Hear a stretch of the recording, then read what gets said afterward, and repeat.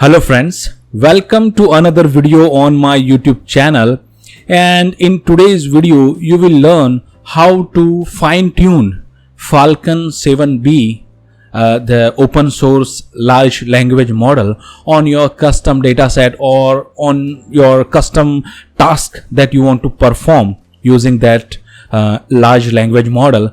So let's get started. Before we move forward, I would like to thanks Hugging Face and TII UAE for this Falcon 7B, because we are using their product and it is free to use. Next, we are going to use this transformer reinforced learning library, which is helpful, to train transformer models. And then we are going to use this PEFT, parameter efficient fine tuning. This two, TRL and PEFT, will help us train large language model on minimum amount of GPU. Next, we are going to use this YBELKADA Falcon 7B shaded for 16-bit. So we are going to use this model. And finally, for dataset, I have used this build sum dataset where we have text and summary of that text. So what we are going to do is we are going to create a prompt where there will be instruction and input, and there will be output or response from the assistant, and we will train using these two fields. So I'm here in my Google Colab IPy notebook. The first thing we'll do, we will install few things: TRL, transformers, accelerate, PEFT, datasets, bits and bytes, EI NOPS, and tick token. So let me run that cell. And you can see that in the runtime, if I go here, you can see I'm using T4 GPU. Yeah, it is being installed.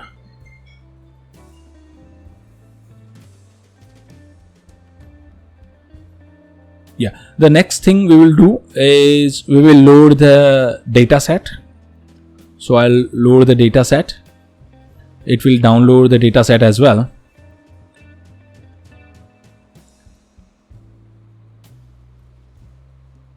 Yeah.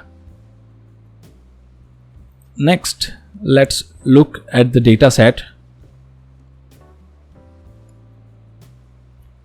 Okay, so it has like 18,000 or close to 19,000 rows, which has text, summary, and title. Let's look at the first example.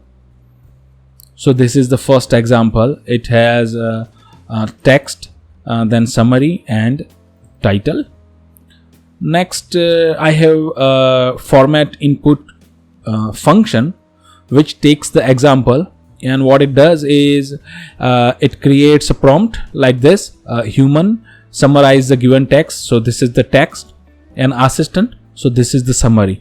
So we will create this kind of input for the Falcon model, and in this way you can create your own prompts, like for example, in case of translation, language translation, you can say human is saying translate the given text into French, and you provide your input here, and whatever the translation is there, you provide that against the assistant. So I'll run this function and I'll map all the input data to this function like this, and it will create a formatted text key into the dataset. So yeah, you can see we have now a formatted text key as well. Let's look into first sample. Yeah, you can see that. Okay. Yeah, so you can see we have formatted text key there, and which again start with human, summarize the given text. So this is the text, and whatever summary will be there, that will be against the assistant. I'm not sure I can figure that out here, but yeah, that will be there. For demonstration purpose, I'll sample the original data set and only take 100 samples from that. So yeah, let's look at one of the sample again. Yeah, now let's make sure that we have GPU. Yeah, we have around 16 gigabytes of GPU T4. So the first thing we need to do is we need to prepare our model. So in order to prepare our model, we will first import few things, okay, and then I'll provide the Hugging Face name, repo name, to download the model. Let me first run this because it will take time to download the model. So this will download the model. Now this is our repo name. So this is the repo name we are using, and here is bits and byte configuration. So that means load the model in 4-bit and quantize the model as well, so that with a small amount of GPU we can train the model. So these all things are just to make sure that with the small amount of GPU we can train the model. Next, we will use auto model for casual LLM task, and from pre-train we provide the model name, quantization configuration, which is our bits and byte configuration, and trust remote code.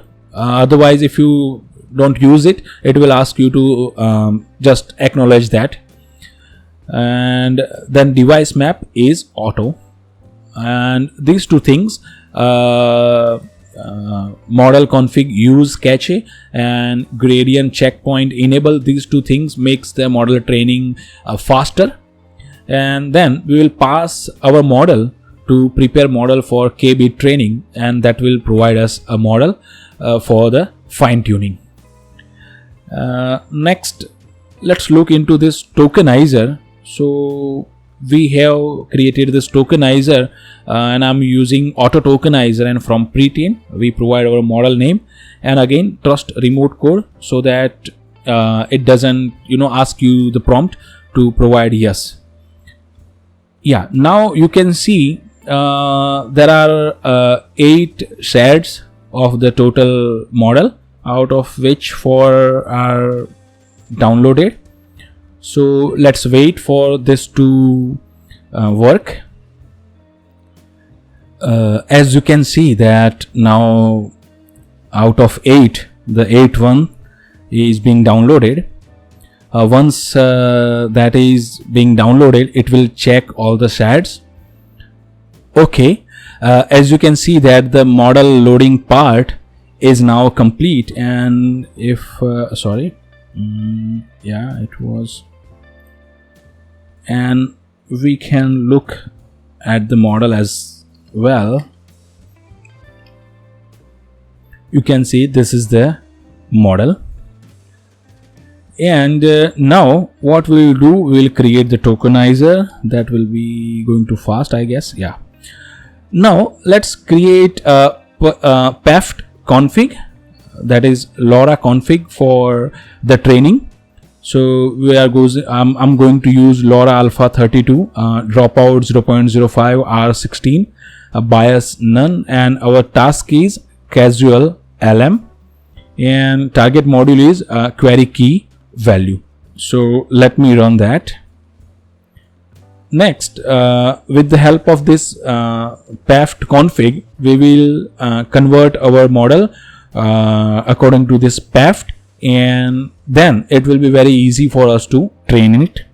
So let me run it, and here we are going to use training arguments, my output directory, per device training batch size, gradient accumulation steps, number of epoch. I'm going to use 1, learning rate, floating point 16, yeah, optimizer, paged Adam W8-bit, learning rate scheduler is cosine, and warm up ratio 0.05.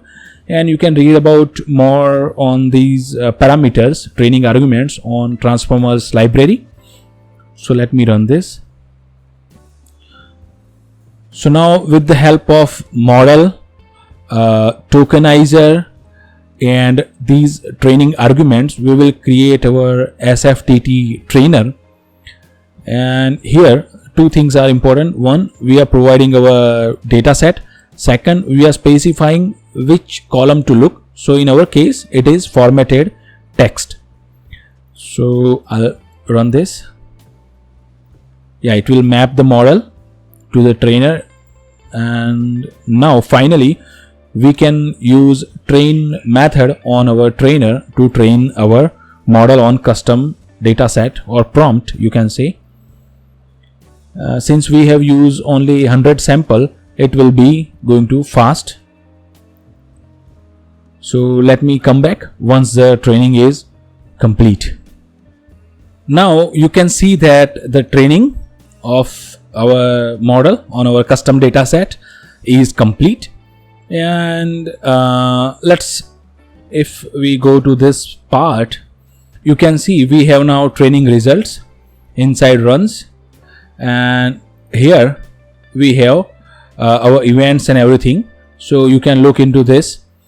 Next, let's save our trained model into this train model directory. So I'll run this. So it will create a folder, trained model, and inside that we will have our adapter model bin and adapter config.json file. So now let's load the trained model. For that, we are going to use paft config and paft model.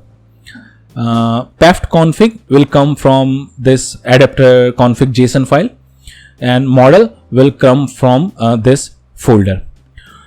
So for that, I'm going to again use auto model for casual LLM, and from pre-train we provide the train model directory, and for paft model we are going to use from pre-train.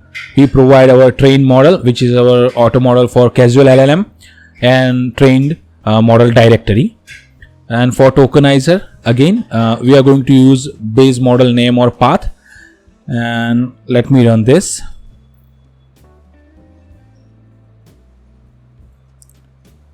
This will take again 1 or 2 minutes max. So now you can see that the checkpoint loading part is about to complete. Yeah. Now we will create a generation config for our inference, and for that I'm going to use train model generation config, and then here I'll change few things like max new token, temperature, top p, a number of return sequence, and pad and EOS token ID. So let me do that, and let's see the generation config as well. Yeah, you can see this is our generation config. I'm going to use CUDA for my device. This is my query. Okay, this is a piece of text that I want to summarize. So I'll take that and I'll create my prompt now, the same way we have used to train the model. So I'll run that. First we need to get the encodings. So I'll take the encodings. So these are the encodings. We have input ID, attention mask, and everything. So once that is there, I'll create the inference. So this is our train model. I'll call the generate method, provide input ID, attention mask, generation configs, and max new token. So for simplicity, let's use 50. I hope you understand that the more the max new token, the more time it will take to generate the answer. So I'll run that. Now inference is done. Let's see the output. So this is our output. So we'll use tokenizer to decode that, and let's see what we got. Yeah, so it went into kind of a infinite loop. Human summarize the text and things like that, And assistant, I'm sorry, I don't get that, please repeat the question. Human, I'm sorry. So I know this doesn't make sense, but let's say if you train it first on the whole data set instead of just sampling it to 100 sample. Second, we train it for more epochs instead of just one epoch. Then this is going to surely work more better than what it looks. But in this video I just wanted to explain that you can train your own large language model on your own custom data set, and I think I have made my point here. So I guess this is it from my side of the video. In case you like my work, please consider subscribing to my channel, that helps. Thank you for watching. Peace.